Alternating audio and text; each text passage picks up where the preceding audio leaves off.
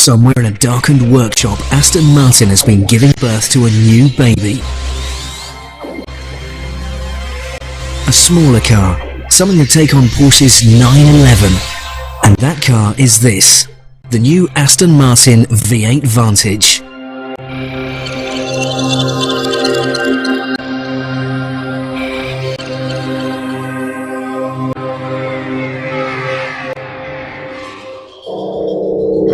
It's not been an easy birth.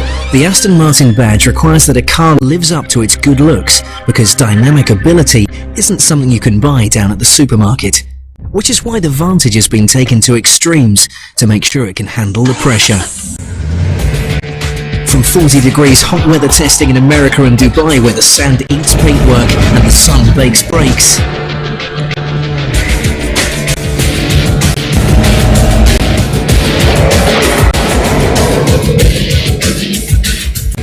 to minus 40 degrees cold weather testing in Finland and Sweden, where the chill freezes pretty much everything. The Vantage has been to the limit.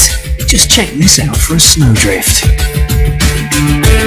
But hot and cold wasn't enough for the Vantage. Aston wanted something a little more hardcore, more dangerous.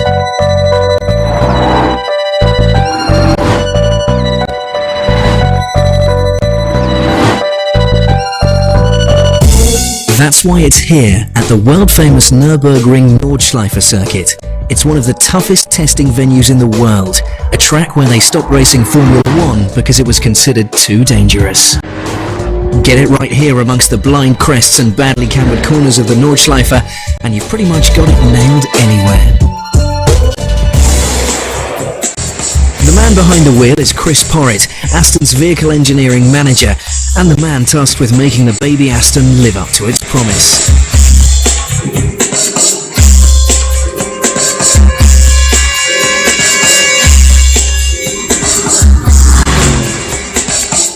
He took our friendly ring mistress Sabine Schmidt out for a spin to see what she thought.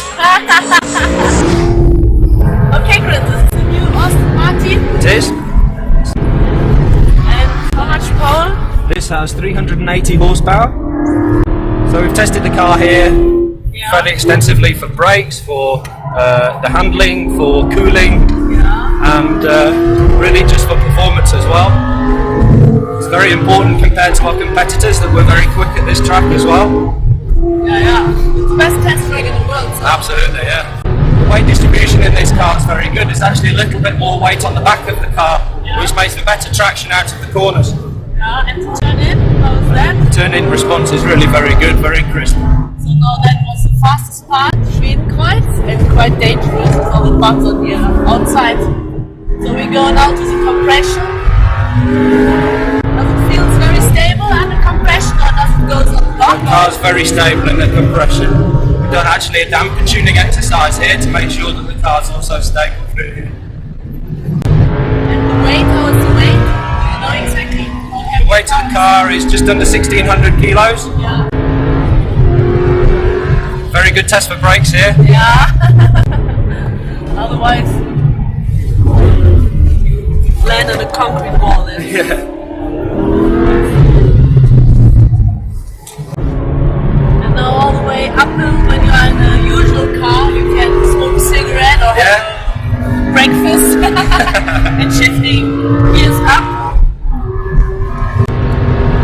Second gear, we can just go flat out through there. Normally with the stability control, that's controlling the car, but normally a little bit of understeer through here.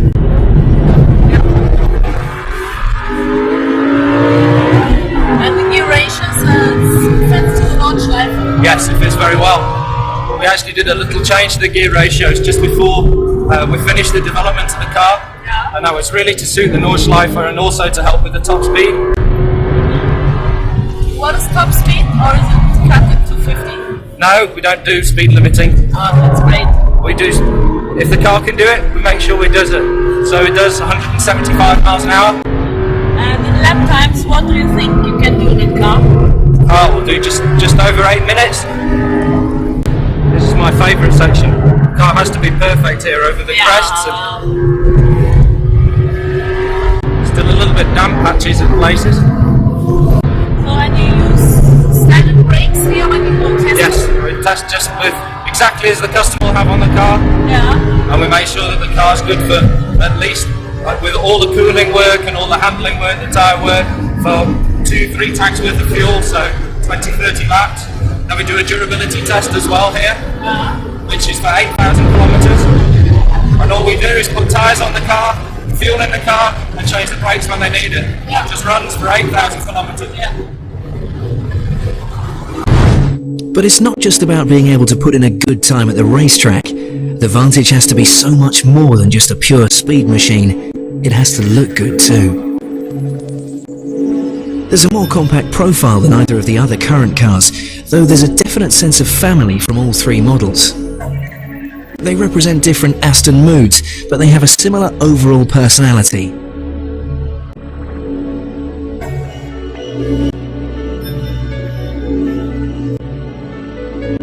And the interior keeps up that family theme by using lots of borrowed bits from the DB9. You'll certainly recognise the interior shapes.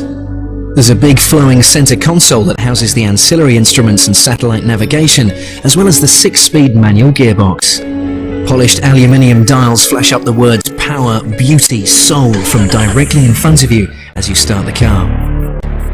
Under the skin of the Vantage is a suspension system and chassis very similar to the DB9, but this one is slightly different. For a start, the aluminium tubs for all Vantages are produced at the company's Gaydon facility rather than sourced from the supplier that makes the bits for the DB9 and Vanquish. It's a big deal for Aston Martin because the aluminium and composite jigsaw that makes up the basic underframe has to be bonded and riveted together in one go. It takes 95 technicians 24 hours working in 3 shifts because once the gluing and baking process is begun, it has to be completed. Tea breaks, they have to be strictly timed.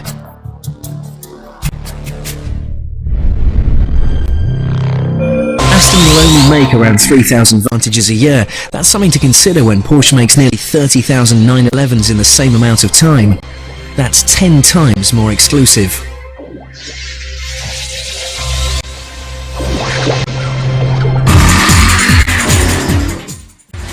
So, the Aston Martin V8 Vantage, a car designed to be beautiful and sharpened on the racetrack so that it delivers on the road. If you've got the opportunity to sell the house and remortgage the kids, this might be the car to do it for. Let's face it, James Bond never had it so good.